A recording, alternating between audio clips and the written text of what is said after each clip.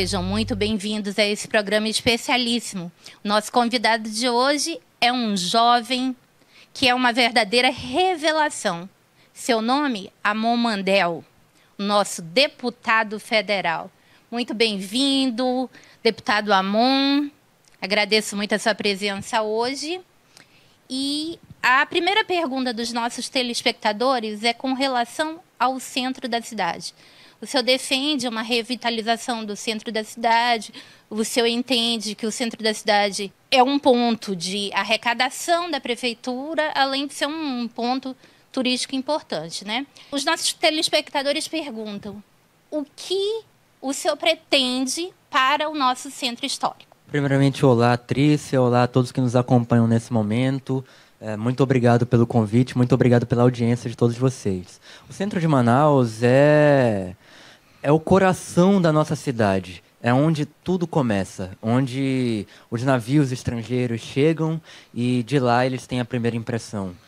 Dizem no ditado popular que a primeira impressão é a que fica. E, infelizmente, a primeira impressão de qualquer pessoa que chegue num navio desses da cidade de Manaus é de que Manaus é uma cidade abandonada, acabada, mal preservada, suja, desigual, perigosa e assim por diante. A revitalização do centro de Manaus deve passar por uma política completa de assistência social, de habitação popular, de segurança pública e, sobretudo, de infraestrutura.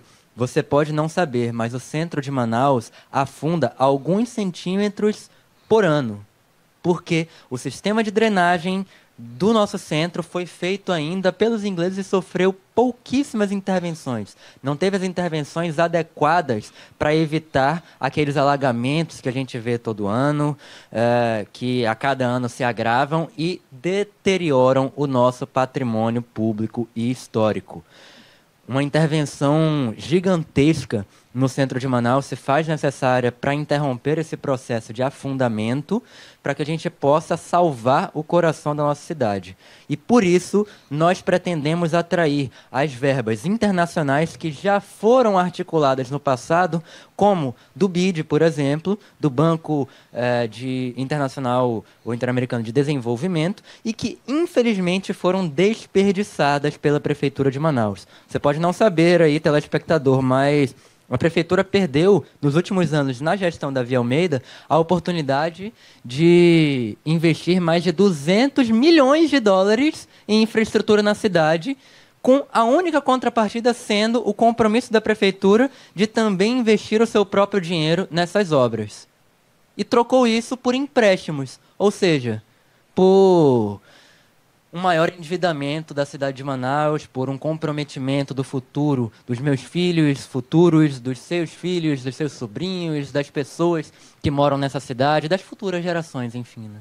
Muito se fala que o centro da cidade não recebe investimentos porque o centro da cidade não dá votos. Mas o centro da cidade é o maior polo de arrecadação de IPTU, de ISS, de alvará para a prefeitura. Como assim que o centro da cidade não merece investimento se ele é o maior polo de arrecadação municipal? Os representantes que passaram têm um vício. É aquilo que nós chamamos de velhas práticas ou velha política. Eles não se importam de verdade, na minha opinião, com o futuro da nossa cidade ou com o bem-estar dos nossos cidadãos, e sim com o seu próprio bem-estar. Nós vimos ali, nos últimos anos, uma série de representantes de políticos, como o atual prefeito, como outros pré-candidatos, que, ao invés de, por exemplo, economizar o dinheiro público e lutar para usar ele melhor, para melhorar a sua vida, lutaram para aumentar os seus próprios salários, para aumentar o salário do prefeito, para aumentar salários de deputados federais, de vereadores e assim por diante. Eu sou contra isso, sempre luto contra essa injustiça.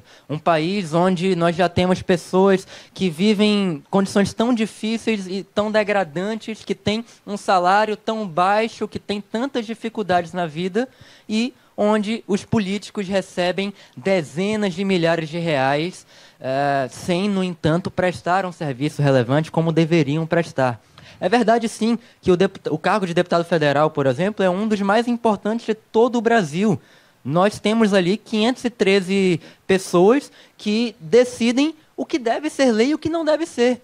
mas infelizmente elas perdem o seu tempo muitas vezes, ao invés de aprovando melhorias para a nossa educação, saúde ou segurança, passando um projeto de lei para o Dia do Rei Pelé ou qualquer outra data comemorativa. Não que isso não seja importante. Pelé foi muito importante na história do Brasil, mas eu acho que nós temos prioridades mais importantes. Deputado, mais uma pergunta de telespectador a respeito da mobilidade urbana. Há alguns anos havia um projeto de um monotrilho. Já houve estudos, inclusive estudos onde eu, como professora e como coordenadora, acompanhei sobre um transporte hidroviário do centro da cidade, ou do Mauazinho até a Ponta Negra. O senhor teria algum plano, algum projeto com relação à mobilidade urbana? Os políticos dessa cidade, desse estado, têm um péssimo hábito, o de jogar no lixo os principais estudos sobre as soluções para a nossa cidade. Em 2006 a 2008, nós tivemos ali um estudo, por exemplo, da UNB, onde encomendaram, ainda na gestão Serafim Correia, o então secretário era o Marcelo Ramos, um estudo sobre o transporte coletivo, sobre como deveria ser configurado o transporte coletivo para a gente evitar os cartéis, para a gente evitar que os grandes empresários do transporte coletivo dominem o poder da Prefeitura de Manaus e usem isso ali para prejudicar a população, para encher os seus bolsos de dinheiro e assim por diante. E, infelizmente, esse estudo foi jogado no lixo. Como foram jogados no lixo outros estudos, por exemplo, quanto à diversificação dos nossos modais de transporte. Quando a gente fala de mobilidade urbana, Trícia, a gente fala de um sistema de transporte. E, infelizmente, Manaus não tem um sistema de transporte. Manaus tem apenas um modal, o ônibus. Um sistema de transporte adequado é um sistema diversificado, onde a população tem como escolher entre diversas formas de deslocamento no transporte coletivo. E eles se interliguem também, né? Exatamente. Deputado, mais uma pergunta de telespectador. Primeiro, um comentário. Pelo que o senhor diz, não falta dinheiro, falta projeto, é isso? Olha, Manaus tem sim a necessidade de mais recursos, tanto é que eu tenho lutado para isso na Câmara dos Deputados, porém, tem também um problema que caminha em paralelo com isso, que é a boa utilização dos recursos e do dinheiro que a gente já tem aqui para investir em Manaus. Hoje a gente tem, por exemplo, o seu João reclamou ali e mandou para a gente recentemente reclamações quanto à falta de medicamentos em determinadas unidades básicas de saúde. Será que a Prefeitura não poderia, por exemplo, deixar de gastar centenas de milhões de reais com tinta para pintar calçada e usar isso para comprar medicamento? A pergunta do telespectador era sobre as paradas de ônibus. O senhor veria alguma necessidade das paradas de ônibus de aço cromado, salvo engano, e blindex que estavam em uso e, conforme os comentários desses telespectadores, em excelente estado, serem substituídas pelas novas paradas de ônibus em LED? A Prefeitura confunde muito a estética da cidade com o bem-estar da população. Estética gamer?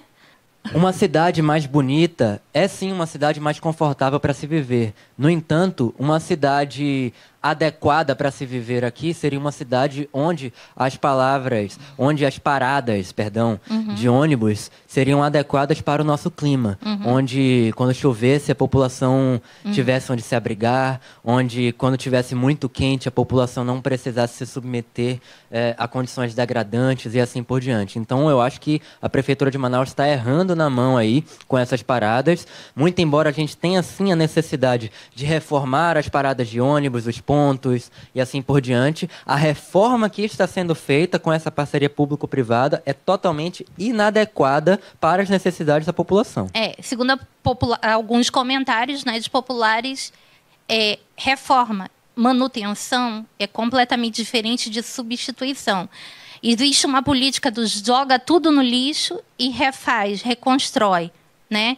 E que faltaria um pouco, sim, de restauração, de manutenção do que a gente já tem, né? De patrimônio público, de pontos de facilidades, né, para a nossa população. O que falta para a Prefeitura de Manaus é empatia, é saber o que o outro vive na pele. O prefeito, que tanto se vangloria de ter vindo ali de uma vida onde ele tinha menos condições, deveria saber que a população que chega lá numa parada de ônibus dessa se incomoda com o sol, se incomoda com a chuva. E com a insegurança. E com a insegurança, exatamente. E, infelizmente, parece que esqueceram essas origens, esqueceram essa necessidade de conexão com a população. Por isso eu, enquanto representante hoje, enquanto deputado federal, sempre trabalho ali toda semana com as visitas às comunidades. Eu posso não ser o dono de uma indústria, mas eu sei o que o dono de uma indústria passa quando a Zona Franca de Manaus é ameaçada. Eu posso não ser um trabalhador da indústria, mas eu sei o que ele passa quando o seu emprego é ameaçado. Eu posso não ser a pessoa que mora na rua, mas eu sei quais são as suas necessidades, porque converso com essas pessoas e porque quando subo à tribuna da Câmara dos Deputados, eu sou você. Eu sou o trabalhador que precisa da melhoria de infraestrutura, sou o que reclama da falta de segurança, sou o que reclama da falta de medicamentos nas unidades básicas de saúde e assim por diante. Sempre que subo para representá-los. Na verdade, é importante que se deixe muito claro que o deputado federal é o representante do povo daquele estado, né? Ao contrário dos senadores que representam o estado, o deputado federal ele recebe uma procuração do povo para representá-lo. É como se o AMON fosse a pessoa para quem você entregou uma procuração para que ele legisle a favor do estado do nosso estado do Amazonas, certo? Dentro da nossa federação, certíssimo, Trícia. E, infelizmente, a maior parte dos deputados parece esquecer disso. Terminando esse bloco e acabando com o tema mobilidade urbana, pergunta de telespectadores. Muitas pessoas trabalham nos shoppings, restaurantes e tudo mais nos feriados, né? Feriado não é feriado para todo mundo. A dificuldade dessas pessoas se movimentarem, de apanharem um ônibus num feriado, é muito grande, porque dizem que às vezes ficam 2 horas nas paradas de ônibus durante o feriado. Eu vou deixar essa perguntinha no ar para o próximo bloco e a gente volta já com mais deputado Amon Mandel.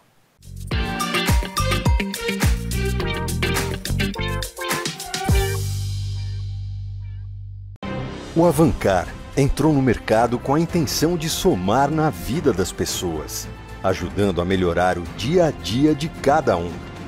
Presente em todos os lugares.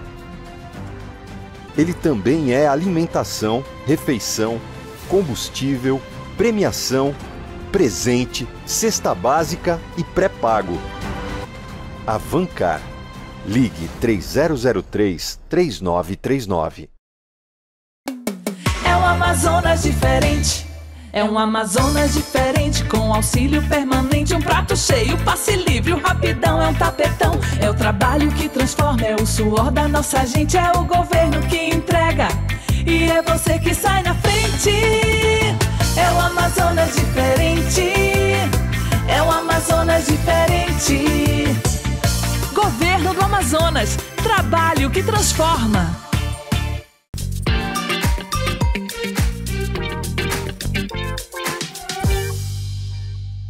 Voltando aqui com essa entrevista super esclarecedora com o deputado federal Amon Mandel, nós temos mais perguntas de telespectador. Com relação às famílias atípicas, o senhor é um grande defensor da questão da inclusão das famílias atípicas. Para deixar mais claro para o telespectador, famílias atípicas são aquelas que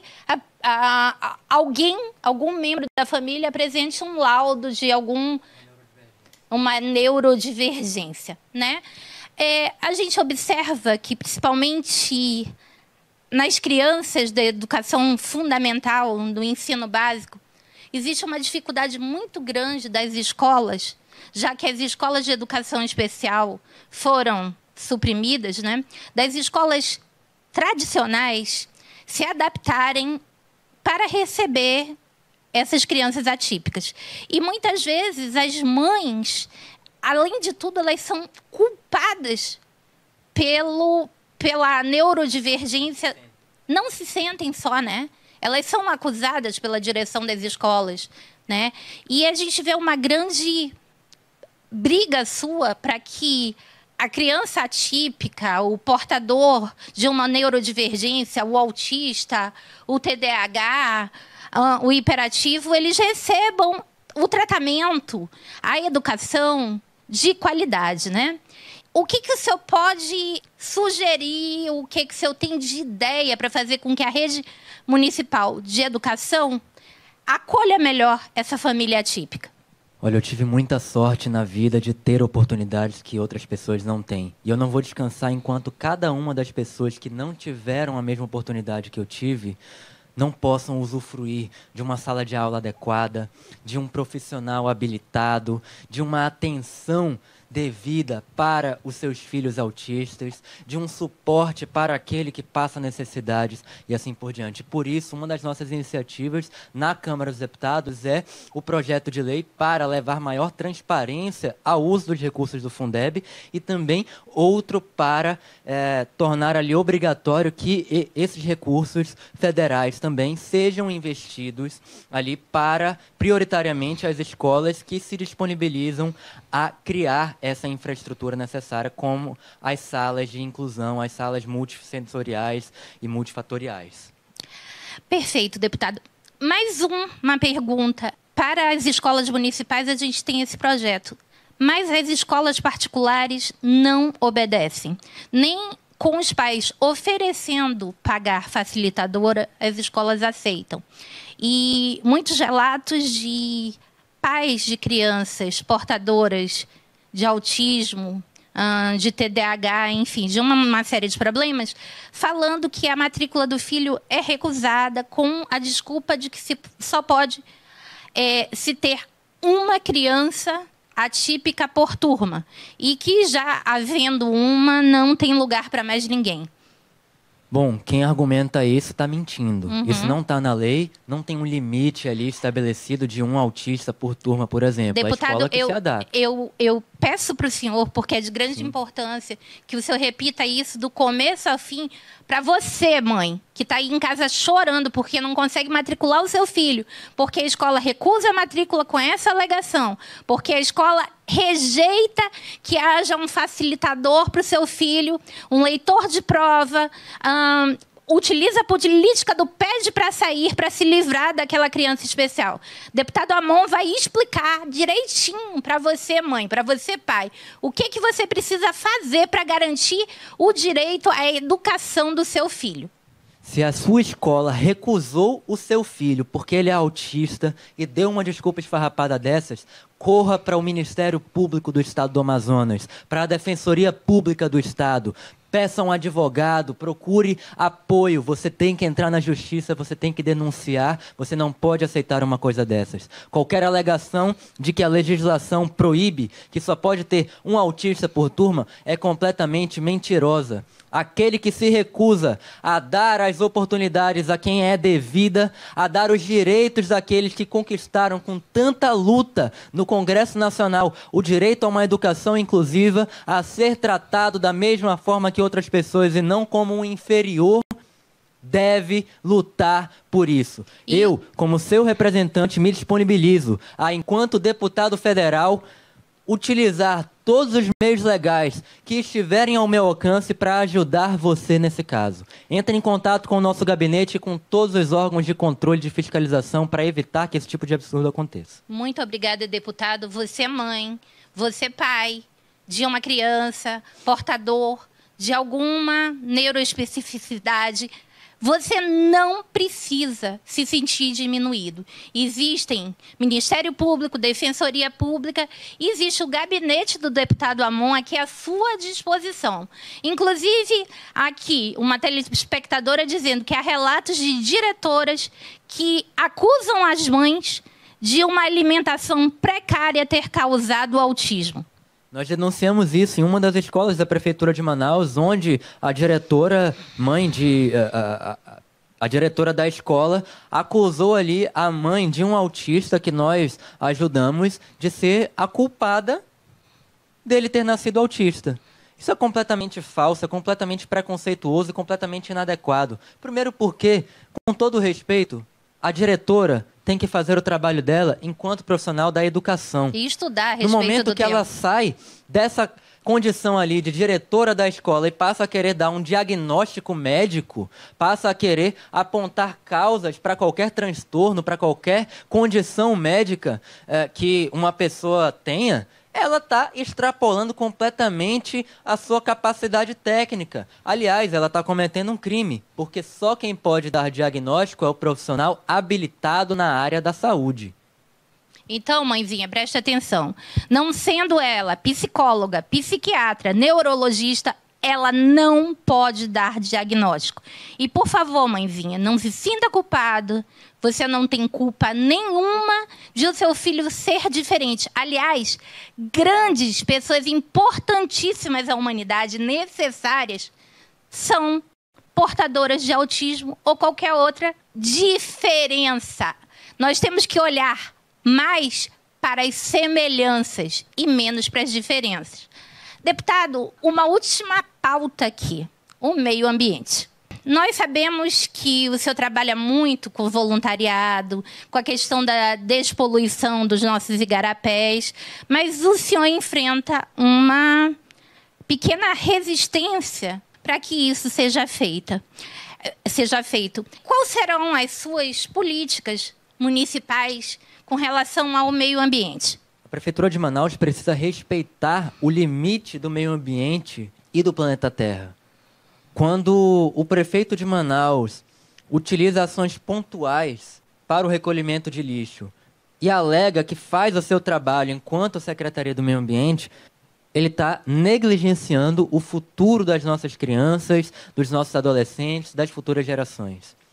Como deputado federal, como ativista pelo meio ambiente, como voluntário em diversos projetos sociais, nós lutamos todos os dias para que nós tenhamos uma educação ambiental cada vez mais adequada na cidade de Manaus, para que você que está nos assistindo valorize cada vez mais o meio ambiente e saiba que um prefeito que entra lá e transforma em política de mobilidade urbana a derrubada de árvores, como as 50 e poucas árvores que foram derrubadas lá na Avenida Efigênio Salles.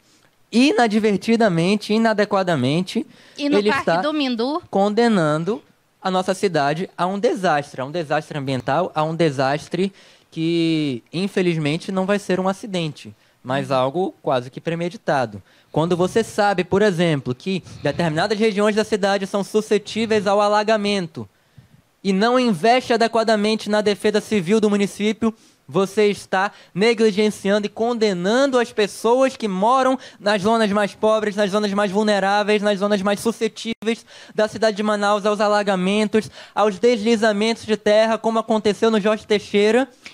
Desculpa, pergunta de telespectador também. Deslizamento de terra. Defesa Civil condenou a moradia da família por conta de deslizamento de terra. Essa família não tem onde se abrigar. Como que ela pode procurar ajuda?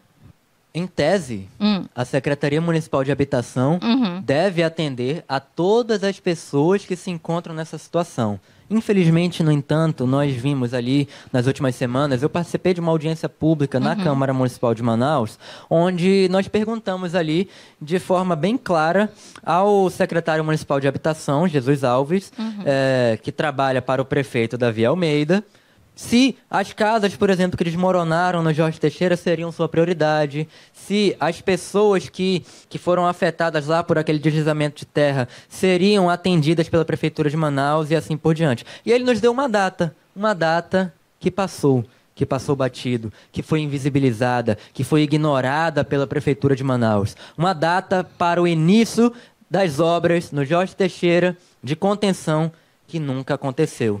O início do salvamento de famílias que vivem hoje com medo, dia e noite, de acordarem e terem as suas casas destruídas enquanto estão no trabalho.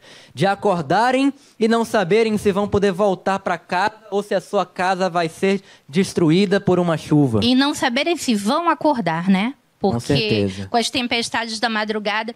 A telespectadora Lene está falando que foi retirada de casa pela Defesa Civil com 4 filhos e não sabe a quem recorrer nesse momento. O aluguel social é uma saída? A Secretaria Municipal de Habitação pode contar que Jesus faça esse milagre? O aluguel social deveria ser uma saída, mas infelizmente é negligenciado pela Prefeitura de Manaus. Um exemplo de como eles ignoram essa necessidade da população é a falta da atualização dessa reposição do aluguel salarial. Há anos, o apoio que a Prefeitura dá para quem sofre com esse tipo de negligência do poder público é o mesmo valor. Porém, a inflação avança, o custo da moradia avança e, cada vez mais, o que a Prefeitura faz para ajudar essas pessoas é insuficiente para que eles consigam morar em algum local digno e equivalente ao que eles moravam antes. Ok. Deputado, continuando com a pauta meio ambiente, e o voluntariado, estaria nos seus planos mobilizar mais jovens para o voluntariado, evitar com que essa turma da geração neném, que não está estudando, nem está trabalhando, os 16, 17, 18 anos, que são os anos terríveis, tem um envolvimento com voluntariado e escape de estar num momento de vulnerabilidade, de ser escalada pelo crime, organizada e tudo mais. Existe alguma proposta para a utilização do voluntariado como forma de cidadania desses jovens?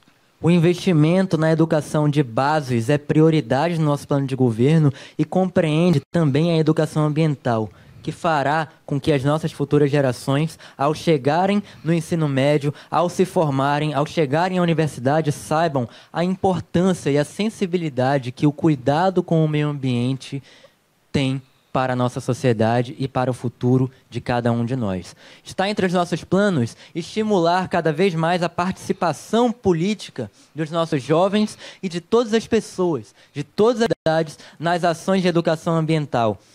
Agir com voluntários como nós fazemos é um grito de desespero, é um grito de socorro para ver se o resto da sociedade se dá conta da gravidade em que o nosso meio ambiente se encontra hoje. Do futuro tenebroso que a gente vai enfrentar, do que os especialistas alertam quanto às secas, quanto às chuvas, aos alagamentos e assim por diante. Do que os especialistas mostram por A mais B sobre o risco de não termos, por exemplo, uma água potável. No principal ponto do mundo, no local do mundo onde nós temos a maior concentração de água doce. Na capital do Amazonas, a maior metrópole da Amazônia Legal, nós temos ali o risco de não ter mais nenhum igarapé limpo, contaminando os nossos lençóis freáticos e contaminando e prejudicando ali o futuro da nossa cidade, prejudicando a chance de a gente ter, por exemplo, um poço artesiano no futuro ou a chance de ter uma água potável saindo na sua casa. Deputado, a última pergunta. Eu me recordo que lá na primeira prefeitura, em 1990, na primeira prefeitura do então prefeito Arthur Virgílio, havia já um projeto de reciclagem de lixo, né? Um projeto pronto e, salvo engano, aprovado para que se iniciasse a coleta seletiva e a reciclagem de lixo. Passados tantos anos, né, ainda não foi implementado. Manaus sempre esteve muito aquém das expectativas e dos planos, dos diversos planos e estratégias que foram criadas e delineadas para que a administração pública seguisse. Nos últimos anos, por exemplo, muito embora nós estivéssemos abaixo das expectativas, nós tínhamos ali alguma coleta seletiva na cidade de Manaus. Porém, na gestão da Davi Almeida, nós tivemos um retrocesso nessa questão da coleta seletiva. Nós não apenas não avançamos nesse plano, como retrocedemos nele, infelizmente. É preciso ter a consciência de que quando você é eleito para ser prefeito de uma cidade como Manaus, você não é escolhido para ser o salvador da pátria. Você é escolhido como a esperança de que aquilo que é bom na cidade seja continuado e que aquilo que é errado seja suspenso. E os nossos representantes têm o péssimo hábito de, toda vez que eles assumem uma prefeitura, um governo do estado, uma presidência da república, eles desfazem tudo de bom que foi feito pelo administrador anterior para querer botar a digital deles. As políticas que hoje são de governo ou de prefeitura têm que passar a ser uma política de estado. Tem que ser uma política permanente. As políticas públicas precisam continuar quando elas são bem aplicadas. E essa também é uma das nossas propostas. O que há de bom na cidade de Manaus tem que ser mantido. Perfeito, deputado. Eu vou lhe pedir suas considerações finais e agradecer a essa sua entrevista, a consideração de vir aqui na nossa TV Diário Record News Manaus. Suas considerações finais, por favor. Agradeço, Trícia, pelo convite, agradeço a cada um de vocês que nos acompanharam até então. Eu quero deixar aqui a nossa mensagem de total disposição para ter o melhor plano de governo que essa cidade já viu, para ter o melhor mandato de deputado federal que essa cidade já viu, para ter a melhor representação que essa cidade já viu. E para isso é preciso ser acompanhado não apenas dos melhores especialistas, mas também de cada um de vocês. Com a sua ajuda, nós teremos o melhor plano e aquele mais adaptado às suas vontades e anseios que vêm do coração. Aquele anseio, por exemplo, quanto ao leite do meu filho, que durante essa administração sofreu tantas interrupções e tantos problemas. As políticas que tocam no nosso coração, que são boas para a cidade de Manaus e que não foram continuadas da forma como deveriam. Essa atitude é completamente errada. E é isso que nós queremos mudar. É essa a velha prática, a velha política que nós não queremos mais para a cidade de Manaus. Deputado, muito obrigada. O nosso tempo, infelizmente, terminou. Quero agradecer muitíssimo e quantas vezes for possível, a gente agradece aqui a sua presença. E eu quero lhe falar que tem um fã-clube lá fora, lhe esperando. Agradeço a audiência de vocês e até o próximo programa.